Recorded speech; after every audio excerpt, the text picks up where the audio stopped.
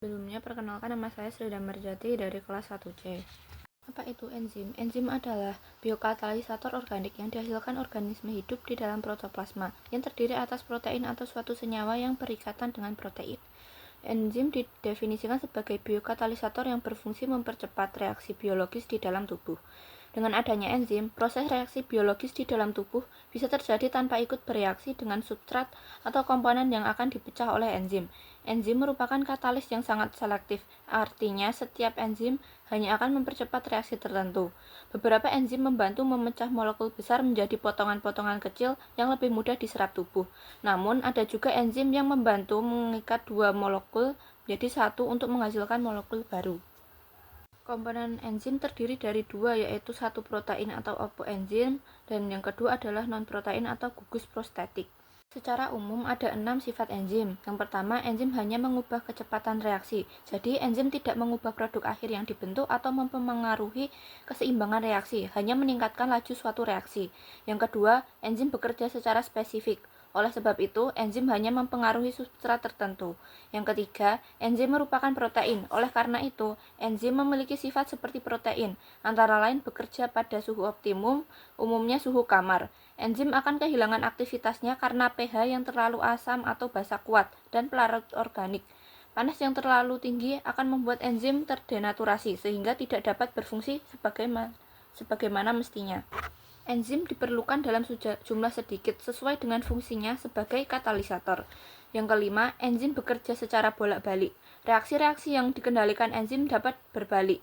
Ini berarti enzim tidak menentukan arah reaksi tetapi hanya mempercepat laju reaksi sehingga tercapai keseimbangan. Enzim dapat menguraikan suatu senyawa menjadi senyawa-senyawa lain dan juga sebaliknya, menyusun senyawa-senyawa menjadi senyawa tertentu. Yang keenam, enzim dipengaruhi oleh faktor lingkungan. Faktor-faktor yang mempengaruhi kerja enzim adalah suhu, pH, aktivator atau pengaktif, dan inhibitor atau penghambat, serta konsentrasi substrat. Fungsi-fungsi enzim antara lain bertindak sebagai katalis dalam organisme hidup, berfungsi utama mengurangi hambatan energi aktivasi pada suatu reaksi kimiawi. Yang kedua, mengatur laju reaksi kimia tanpa dirinya sendiri berubah dalam proses tersebut. Yang ketiga, bekerja dengan enzim disebut dengan istilah substrat. Substrat berikatan dengan suatu daerah pada enzim yang disebut tanpa aktif. Cara kerja enzim ada dua, yaitu model cara kerja enzim gembok kunci, di mana situs aktif enzim dibentuk secara tepat untuk menampung substrat tertentu. Yang kedua, model kecocokan yang terinduksi. Situs aktif dan media tidak cocok satu sama lain, tetapi keduanya mengubah bentuknya agar dapat saling menyesuaikan. Suatu enzim memiliki ukuran yang lebih besar dari substrat. Hanya bagian tertentu dari enzim yang terhubung dengan substrat. Tempat atau bagian enzim yang terhubung dengan substrat disebut dengan bagian aktif. Hubungannya mungkin terjadi bila bagian aktif memiliki ruang yang tepat dapat menampung substrat. Sehingga ini menjadikan enzim mempunyai kekhasan terhadap substrat tertentu.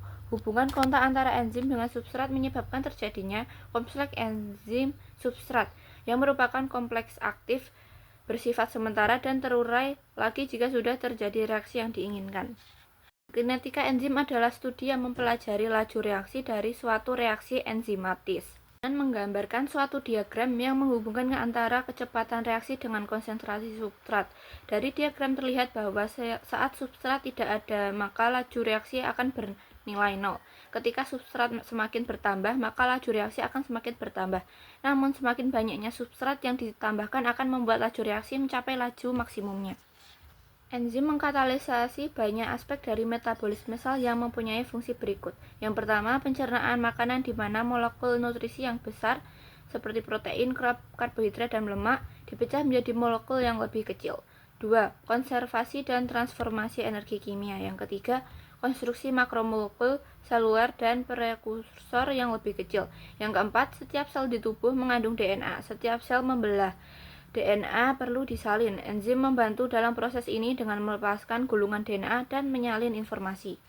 Kondisi yang mempengaruhi aktivitas enzim dapat berupa konsentrasi enzim, konsentrasi substrat, pH, dan suhu. Penghambatan kerja pada enzim antara lain non-reversibel. Hambatan menyangkut modifikasi atau menjadi tidak aktifnya satu atau lebih gugusan fungsional enzim tersebut.